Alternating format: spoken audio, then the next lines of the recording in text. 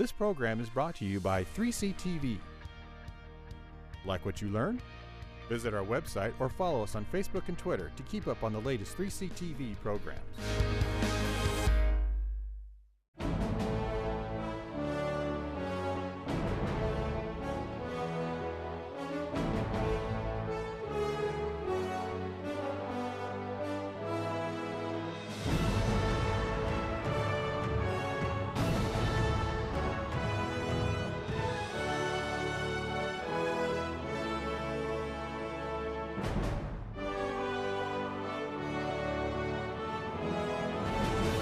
So good morning to everyone this morning. I'd like to welcome everyone to the 2013 Veterans Summit. I'm Nancy Montgomery. I'm the Associate Dean of Health, Wellness, and Veterans at Cerritos College, and it is my honor to be your MC for the next 2 days at this event. So I'm overjoyed to be here. You'll see that I have to use a little reader, so go along with that one there. This event has been a collaboration of several groups: the California Community Colleges Chancellor's Office, the Faculty Association of California Community Colleges, also known as FAC, the Foundation for California Community Colleges, and a special recognition to J.P. Morgan Chase, Land of the Free Foundation, and Operation Entrepreneurship for their generous support and underwriting. Without those groups, we're not able to hold these wonderful functions, so we really have to give a big thank you to them.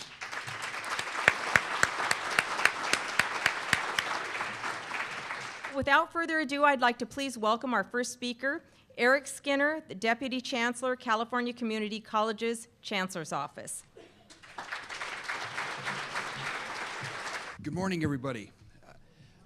On behalf of on behalf of the Chancellor's Office, Chancellor Bryce Harris, who could not be here today, and the California Community Colleges, I'd like to welcome you to the California Community Colleges Veterans Summit.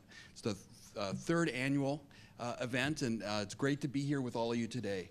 It's a very impressive group of faculty, staff, administrators, students, veterans, and other partners who have come together for a very important reason today, which is to focus on veteran students in the California Community Colleges and develop strategies for better serving these students.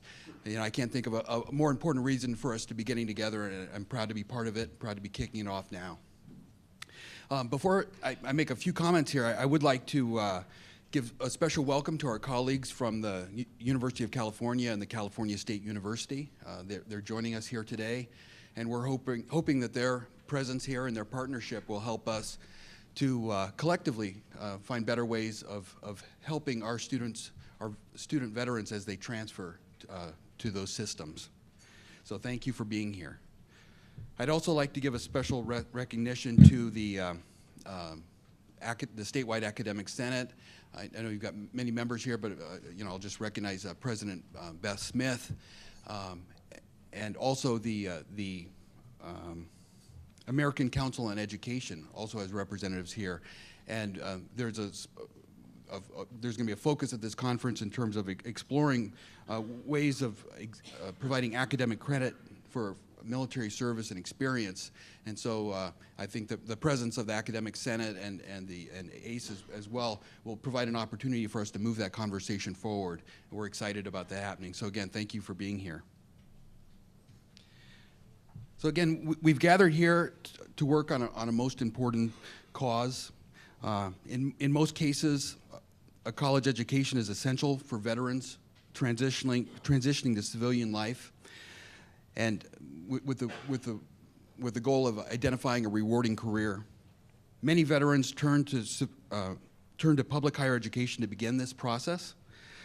Half of all student veterans in our state attend a community college, CSU or UC campus. Annually, in the community colleges alone, roughly 45,000 student veterans study at our campuses. So it's a really impressive number, I believe, and something that we as a system take great pride in. And our our role is not simply a matter of providing the academic and career training for these students, but it also is in assisting them with the often difficult adjustment to civilian life after military service, particularly after combat deployment. Fortunately, many of you here recognized this need long ago and have been working on strategies and programs to help these students.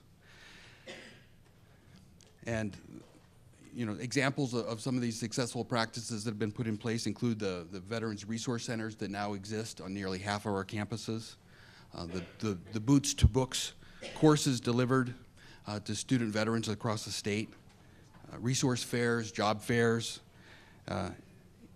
as well as innovative projects like the use of therapy dogs to assist students struggling with post-traumatic stress disorder. And there are many more examples of innovative programs. And so, I think there's a strong foundation of work there that we can all be proud of, and really a central goal of this conference is to come together to talk about not only those strategies, but other approaches that we can employ across the state to better serve these students. At the state level, the Chancellor's Office and the Board of Governors also recognized this important need, and in recent times we've expanded the way in which we're providing support to our colleges. And some examples of that include just last year, for the first time, we hired a veteran services coordinator to provide kind of a higher level of service from the state level on this important area. We've funded a statewide study on the essential services and practices of student veterans, essential services and practices for student veterans with and without disabilities. As part of this study, last year's summit, many of you participated in study groups and you provided your input to this work. And later on this afternoon, you'll have an opportunity to hear some of the results of that research. And I think we can all learn a lot from that.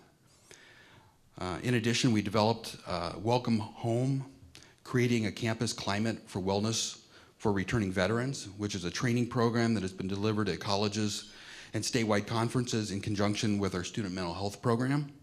And for those of you who are not aware of this great training, it provides administrators, faculty, and staff with knowledge of military culture and common issues related to post-traumatic stress disorder and traumatic brain injury.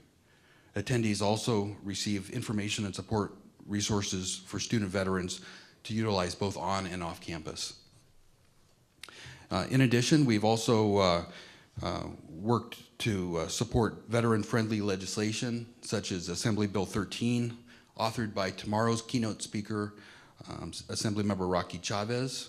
This bill, which is still in the legislative process and we'll be advocating for, would provide an exemption from non-resident tuition for veterans regardless of their discharge location. So that's another role that we're playing in our office in terms of interfacing with that legislative process. So, those are some of the things we've done at the state level to provide some support.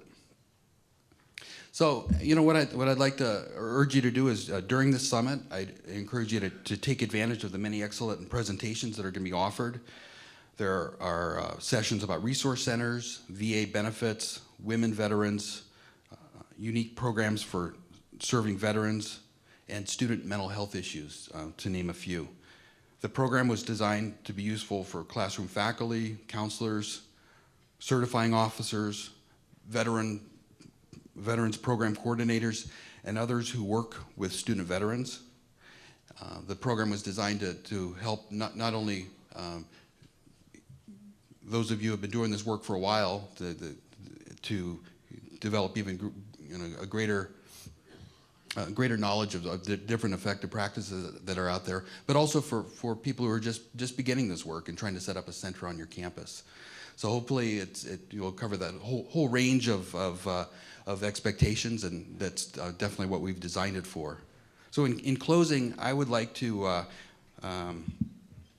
thank and acknowledge the staff in the Chancellor's Office who have provided assistance in making this, in preparing for this event. And in particular, I wanted to acknowledge David Lawrence, Veteran Services Specialist.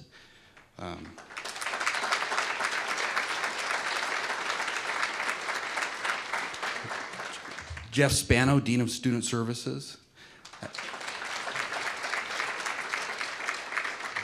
Both of those individuals have put a great amount of work into this. In addition, I would like to acknowledge Paul Feast in Communications and Mike McGee in Governmental Relations, and lastly, Barbara Olowski in Academic Affairs. So it was really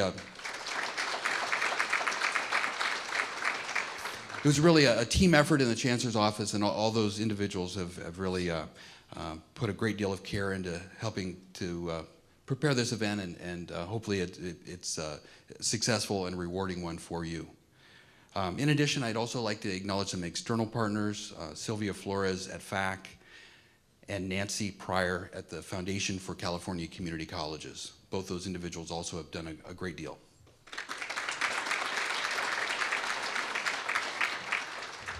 And I would be remiss if I did not offer our deep appreciation for our generous sponsors, JP Morgan Chase,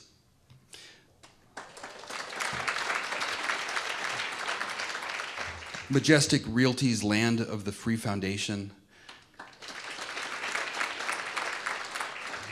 and Operation Entrepreneurship.